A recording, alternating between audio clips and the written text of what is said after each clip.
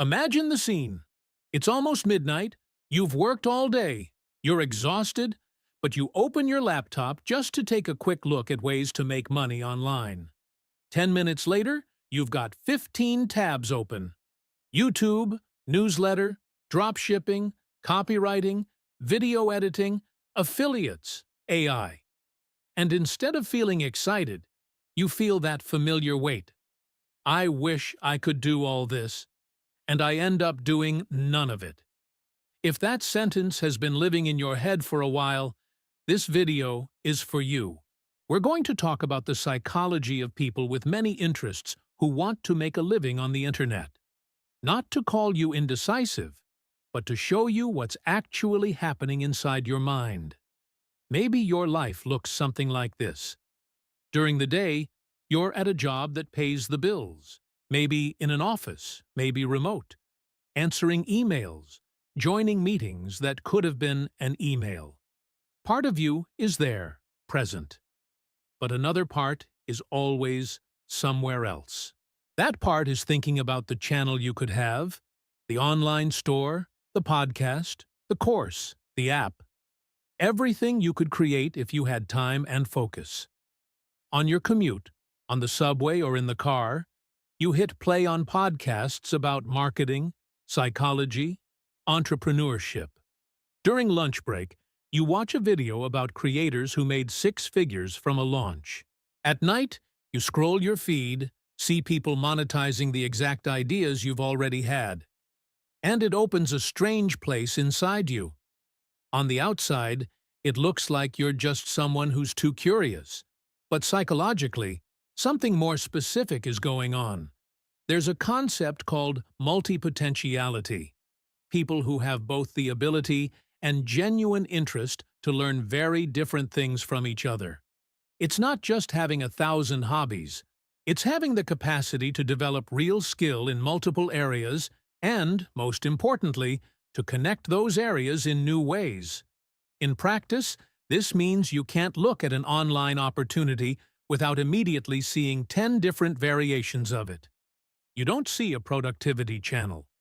You see productivity, psychology, creativity, business, storytelling, all mixed together. Your brain works like a board with multiple lines crossing at the same time. This kind of mind has some clear advantages. Multipotential people learn quickly, adapt well, can synthesize ideas from different fields, and usually have above-average creativity. It's the kind of person who can build a landing page from scratch after watching a tutorial, then edit a video, then write a decent piece of copy, all in the same weekend. That's gold on the internet, where every project requires a bit of everything. But there's a psychological cost that nobody mentions when selling the idea that you can make a living online doing anything. One of those costs is an excess of possible futures. While many people look at the creator economy and think, maybe I could try that, your mind thinks I could try that other thing, the other one too, combine them all, create a new variation, and if it works, I could expand into.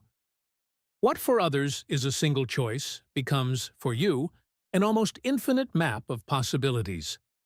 And here's a detail almost no one notices. The more futures you can envision, the harder it becomes to commit to any specific path. Not because you're weak, but because, at some level, you feel that every choice is also a loss. This feeling is known in psychology as grief for the paths not taken. People with high ability and many interests often carry a quiet sadness for all the lives they could have lived. When it comes to making a living online, this becomes even more intense. Every niche you don't choose is a version of yourself that may never exist. Being the finance person, or the creativity person, or the productivity person can feel to you less like positioning and more like a prison. So you do what most multipotential people do. You keep everything open. You study everything, test different things, start multiple projects, and feel like none of them truly became your thing. Meanwhile, the internet pushes you in the opposite direction. The data shows that millions of people are trying to make a living from content creation, and more than half of creators report burnout and mental exhaustion. The dominant advice is choose a niche, post every day, become an expert in a specific pain point. That makes sense for many people. But for someone with many interests, it's almost like asking a widescreen brain to operate on a 4:3 screen. You try anyway. You spend weeks focusing on a single topic. After a while, boredom sets in, the urge to expand returns, and soon the thought appears, okay, maybe I'm just not consistent enough for this. But there's a problem. Every failed attempt becomes another piece of evidence in your internal courtroom. You look back and see a collection of started and abandoned projects, channels, profiles, newsletters, Notion pages, purchased domains, and without realizing it, you've built a narrative about yourself. I'm a person who never finishes anything. This label sticks because it isn't the full truth. You finish plenty of things. You complete courses, deliver tasks at work, help friends, solve problems. What you struggle to finish is something that doesn't accommodate who you are as a whole. When a project is too narrow for everything you want to put into it, your motivation disappears quickly. There's another important psychological element, the relationship between curiosity and validation. Many multipotential people grew up being praised for being good at everything in school, for learning quickly, for adapting. At the same time, they were criticized for not deciding, for switching activities, for not following the straight path everyone expected. This creates a very specific tension. You feel you need to prove you can choose something and make it work. But when you try to choose, it feels like you're betraying all the other parts of yourself. No matter what you do, one part of you always remains dissatisfied. So how do you start diffusing this internal time bomb? The first thing is to understand that making a living online doesn't have to mean choosing one interest and killing all the others. That's the logic of the classic specialist, which makes perfect sense in some fields. But people with many interests often work better under a different logic, the ecosystem logic. Instead of a niche, you think of a home that can shelter several themes that relate to each other. For example, instead of being only a productivity channel, you could be someone who helps overly curious minds find structure. Within that, productivity, creativity, career, and mental health all fit. The common thread isn't a single topic. It's the type of mind you're speaking to. When you change the question from which niche should I choose to what kind of person do I want to help, the pieces start to fall into place. Your multiplicity stops being a problem and becomes a tool. If your avatar is a curious, anxious adult who wants to build an online life more aligned with who they are, you can talk about money, purpose, organization, emotions. Everything passes through the same filter. This reduces anxiety because you're no longer trying to squeeze a huge identity into a compact label. You're designing a space where that identity can breathe. Another important shift is understanding that your experimentation rhythm isn't a flaw. It's a strategy, as long as you give it boundaries. Multipotential people tend to learn in cycles. They dive into a topic, absorb as much as possible, then lose interest and move on to the next. That's terrible if you pretend you'll love the same thing in the same way for 10 years. But it's perfect for the internet, where models, platforms, and formats change constantly. The key isn't to fight this cycle, but to create systems so that each time you go through a new cycle, something concrete remains.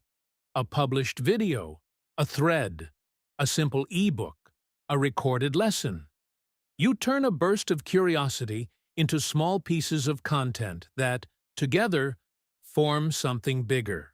And yes, there's also the unglamorous part, limits. You can't honor all your interests at the same time with the same intensity.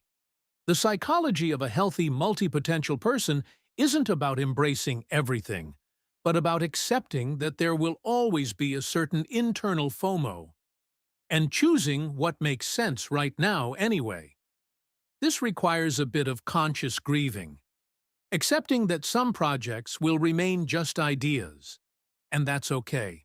That some versions of you won't become a profession, and that's okay. This freedom removes a huge weight from your attempt to make a living online because you stop believing you need to fit all your complexity into a single perfect plan.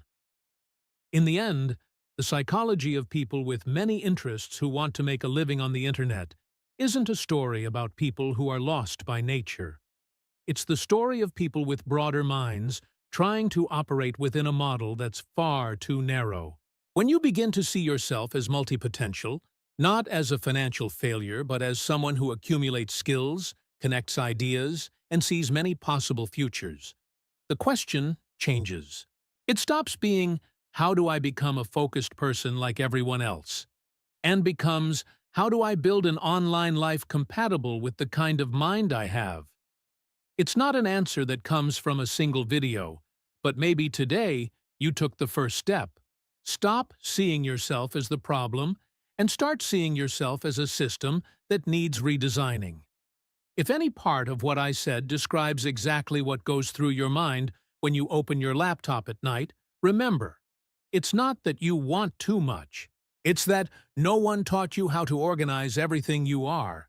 And that, unlike your number of interests, is something you can change.